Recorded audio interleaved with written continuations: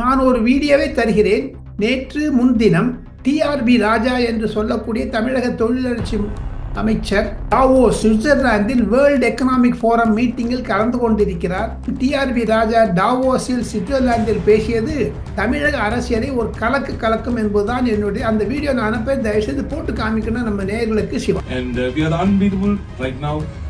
EV capital of India. Also, 40% of all the EV four-wheelers sold in India manufactured in Tamil Nadu. 70% of all the EV two-wheelers sold in India manufactured in Tamil Nadu. இருப்பினும் அதற்கு ஞானசேகரன் வலிப்பு வந்ததாக சொன்னது இயற்கையாக இருந்தாலும் சரி, செயற்கையாக இருந்தாலும் சரி, சட்டம் அதற்கு அனுமதி கொடுக்கும். அந்த சட்ட ரீதியில் பார்த்தால் ஒரு நாள் அல்ல ஒரு நாள் ஞானசேகரன் கைதாவார்கள். மீண்டும் மிக மிக கடுமையான போட்டி. சிவா பாஜக 70 சீட்டில் அசெம்பிளி சீட்டில் குறைந்தது 40 பெற்றுவிடும். பாஜக முன்னணி நிலையில் இருக்கிறது என்பதுதான் யதார்த்தம். இன்றைய கள நிலவரம் அதுதான். ரத்து செய்வதற்கான ஆயத்தங்களை ஏற்படுத்திக் கொண்டிருக்கிறது கனிவள அமைச்சர் கிஷன் ரெட்டி அவர்கள். இன்று மாலை அதை ரத்து செய்தாலும் ஆச்சரியப்படுவதற்கில்லை. டிஐஜி என்பவர் அவர் மாதிரி அருண்குமார் செய்வது மாபெரும் தவறான கருத்து. காரணம், சர்வீஸ் ரூல் பிரகாரம் அவர் அதிகமாக பேசக்கூடாது. திமுகவுடைய ஆதரவாக பேசுகிறார். நாளை ஒருவேளை ஆட்சி மாறினால் வருண்குமார், சீமான் மூன்றாவது இடத்தை பிடித்து அதிமுக ஆட்சி அமர செய்ய வேண்டும் என்பதற்கான ஆயத்தங்களை மேற்கொண்டு வருகிறார். கண்டிப்பாக திராவிட முன்னேற்ற கழகம் சீமான் விஷயத்தில் தோல்வியைத்தான் காணும். திராவிட முன்னேற்ற கழகத்தை பற்றி பொதுமக்கள், வாக்காளர்கள் விலகி போகிறார்கள். திமுகவிற்கு இந்த எதிர்வினை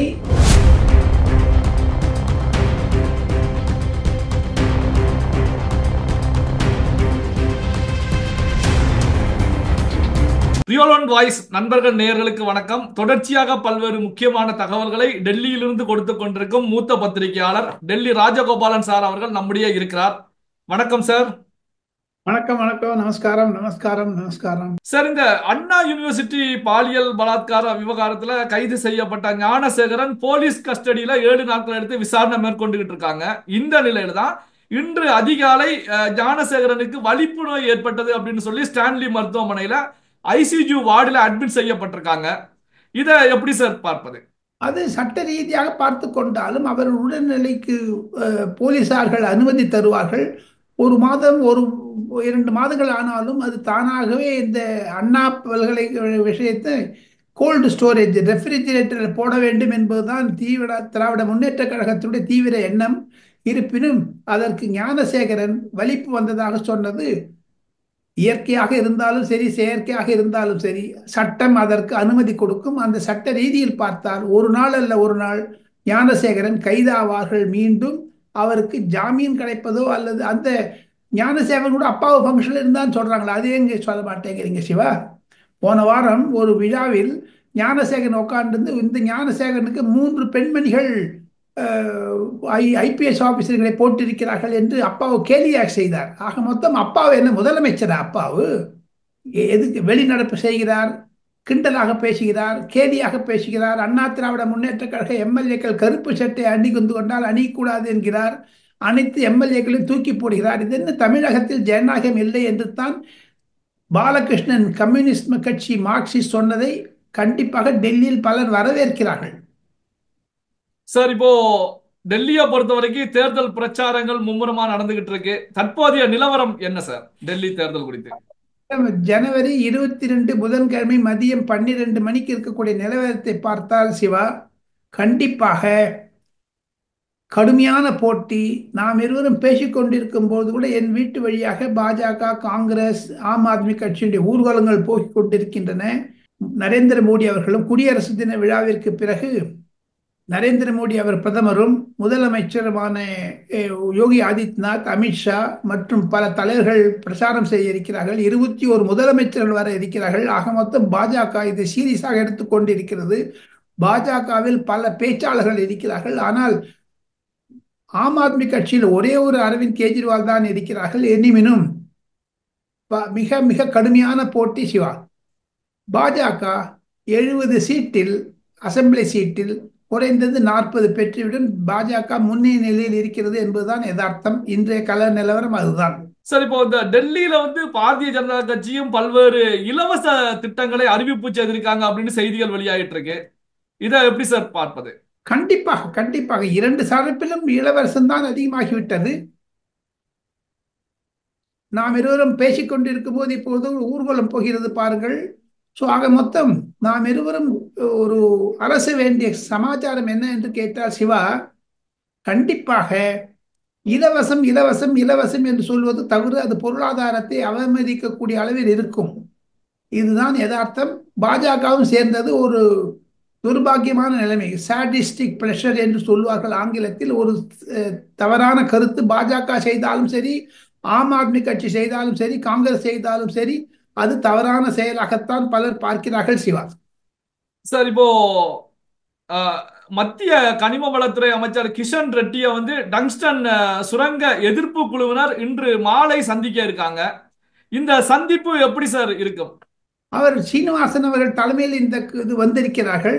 கண்டிப்பாக டெல்லியில் அதற்கான ஒரு எதிர்வினைகள் இருந்தாலும் ஒன்றே ஒன்று நிச்சயம் சிவா, வரக்கூடிய நாட்களில் டங்ஸ்டன் ரிப்போர்ட் கேன்சல் ஆகிவிடும் என்று தான் சொல்லுகிறார்கள். நாம் இருவரும் அதை பொறுத்து கொண்டு பார்க்க வேண்டும் சிவா.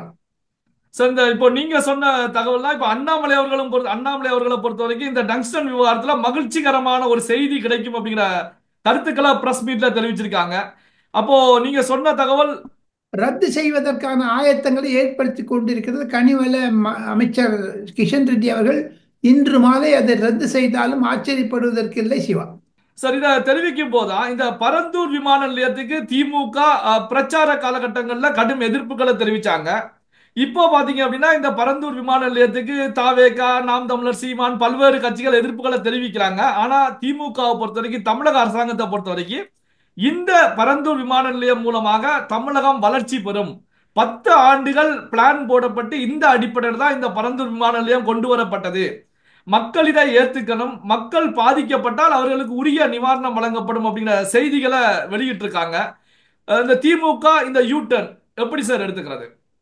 திமுக யூட்டர்ன் என்று சொல்வது அது தவறானதாக நான் கருதினாலும் ஒன்று உண்டு நிச்சயம் சிவா, பொருளாதார வளர்ச்சி, அதுவும் தொழில் வளர்ச்சிக்கு விமான நிலையம், கடற்படை, போர்ட், துறைமுகங்கள் அவசியம் தேவை. எப்படி பொதுமக்களுக்கு பஸ் ஸ்டாண்டும் ரயில்வே ஸ்டேஷன் முக்கியமோ அது மாதிரி பொருளாதார வளர்ச்சிக்கு தமிழகத்தில் இருக்கக்கூடிய மஞ்சள், ஈரோடு வளர்க்கக்கூடிய திருப்பூர் போன்ற சமையல் டீ ஷர்ட்ஸ், காஞ்சிபுரம் சில்க், இதெல்லாம் எக்ஸ்போர்ட் செய்ய வேண்டும் என்றால் விமான நிலையம் தேவை. தமிழகத்தில் இருக்கக்கூடிய விமான நிலையம் மிக மிக பழையதான அண்டை மாநிலமான கர்நாடகாவும் ஹைதராபாத்தும் அயல்நாடு விமானங்கள் 24 விமானங்கள் வருகிறது ஹைதராபாத்தில். தமிழகத்திற்கு 7 தான் வருகிறது. காரணம், தரை இறக்கம் லேண்டிங் செய்வதற்கு அந்த வசதிகள் இல்லை தமிழகத்தில் மீனம்பாக்கம் ஏர்போர்ட்ல. அதையெல்லாம் செய்ய வேண்டும் என்றால் இன்னும் 8 வருடத்தில் விமானத்தளம், 2வது விமானத்தளம் கண்டிப்பாக பரந்தூர் தேவைத்தான் சிவா. சார், இப்போ டிஐஜி வருண்குமார் அவர்கள் நாம் தமிழர் சீமான் மீது தொடர்ந்த வழக்குல பிப்ரவரி 19ஆம் தேதி ஆஜராக சொல்லி, சீமான் அவர்கள் ஆஜராக சொல்லி நீதிமன்றம் சம்மன் அனுப்பியிருக்கிறது. இந்த மோதல், சீமான் ஆஜராகக்கூடிய நிகழ்வு எப்படி சார் நீங்க பாக்குறீங்க? சீமான் 2026 தேர்தலுக்காக தன்னை முன்னிறுத்திப்படுத்துகிறார். அதிமுக திமுகவுக்கு அடுத்தது 3வதாக தன்னை நிலைப்பாடு வர வேண்டும் என்பதற்காகத்தான் அயராறு உழைக்கிறார். அவருடைய முயற்சிகள் வெற்றி பெற வேண்டும். காரணம், டிஐஜி என்பவர் அவர் மாதிரி அருண்குமார் செய்வது மாபெரும் தவறான கருத்து. காரணம், சர்வீஸ் ரூல் பிரகாரம் அவர் அதிகமாக பேசக்கூடாது. திமுகவுடைய ஆதரவாக பேசுகிறார். நாளை ஒருவேளை ஆட்சி மாறினால் வருண்குமார் எங்கு போஸ்டிங் கிடைக்குமோ தெரியவில்லை. வருண்குமாருக்கு நாவடக்கம் தேவை. ஒரு இந்தியன் போலீஸ் சர்வீஸ் ஆபீசராக இருந்தால் அவருக்கு என்று சில கௌரவங்கள் இருக்கின்றன, புரோட்டோகால் இருக்கின்றன. அரசியல்வாதிகளை பற்றி அவர் பேசக்கூடாது. இருந்தாலும் வருண்குமார் தொடர்ந்த வழக்கில் சீமான் கைது செய்யப்பட்டால் அது அவருக்கு பிளஸ் பாயிண்டாகத்தான் முடியும். இப்ப தமிழக பாஜக தலைவர் அண்ணாமலை அவர்கள் மாற்றப்பட போகிறார் அப்படிங்கிற செய்திகள் மேலும் தற்போதைய நிலையில வலுப்பெற்று இருக்கு சார். அண்ணாமலை மாற்றப்படுவதற்கான வாய்ப்புகள் இருக்கிறதா சார்? அந்த மாற்ற வாய்ப்புகள் மிக மிக குறைவு. காரணம், தேர்தல்கள் நடந்து விட்டன. மாவட்ட தேர்தல் அதிகாரிகள் மாவட்ட சேர்ந்து இருந்தால் கிஷன் ரெட்டி மீண்டும் தமிழகத்திற்கு 25ஆம் தேதி வர இருக்கிறார். அப்பொழுது மத்திய பாஜகவுடைய தலைவர்கள் நட்டா, அமித்ஷா, நரேந்திர மோடி போன்றவர்களுடைய ஆணை எதையோ அதை படிப்பார். கண்டிப்பாக பல பாஜக தலைவர்கள் டெல்லியில் முகாமிட்டு தங்களுக்கு லாபியிங் செய்து வருகிறார்கள். இருப்பினும் அண்ணாமலையை பொறுத்தவற்றில் அவர் மாற்றப்படுவாரா இல்லையா என்பது 25ஆம் தேதி தான் தெரியும் சிவா. சார், இந்த ஈரோடு கிழக்கு சட்டமன்ற தேர்தலில் பெருவாரியான கட்சிகள் புறக்கணிப்பு செய்திருக்காங்க. சோ திமுக வந்து வலுவோட நிக்கிறாங்க. அடுத்த நிலையில நாம் தமிழர் கட்சி தான் இருக்கிறது. இதை எப்படி சார் பார்க்கிறது? கண்டிப்பாக நாம் தமிழர் கட்சிக்கு இருக்கக்கூடிய ஒரு செல்வாக்கை வழக்கு வைத்துக் கொள்வார். திமுகவிற்கு எதிர்வாக்குகளாக இருப்பதெல்லாம் நாம் தமிழர் கட்சிக்குத்தான் போகும். இது ஒரு வாக்காளர்களிடையே ஒரு குழப்பத்தை உண்டாக்கினாலும் சீமான் 3வது இடத்தை பிடித்து அதிமுக ஆட்சி அமர செய்ய வேண்டும் என்பதற்கான ஆயத்தங்களை மேற்கொண்டு வருகிறார். கண்டிப்பாக திராவிட முன்னேற்ற கழகம் சீமான் விஷயத்தில் தோல்வியைத்தான் காணும். திராவிட முன்னேற்ற கழகத்தை பற்றி பொதுமக்கள் வாக்காளர்கள் விலகி போகிறார்கள்.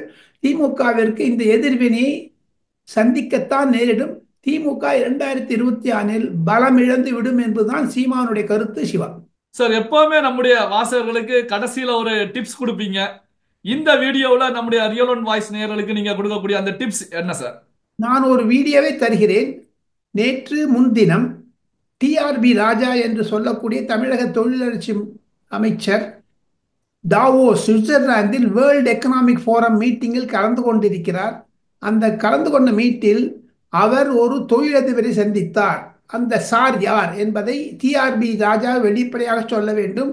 பாஜகவினுடைய முக்கிய மந்திரியாக முதலமைச்சராக இருக்கக்கூடிய மராட்டிய முதலமைச்சர் தேவேந்திர பட்னவிஸிடம் 1/2 மணி நேரம் தனியாக பேசிக் கொண்டிருந்து திமுக பாஜக உறவினை கண்டுபிடித்த தவிர துரைமுருகன் மற்றும் இடி என்பதெல்லாம் எங்கள் மீது வேவக்கூடாது என்பதை வேண்டுகோளும் விடுத்ததாகத்தான் செய்திகள் உலா வருகின்றன.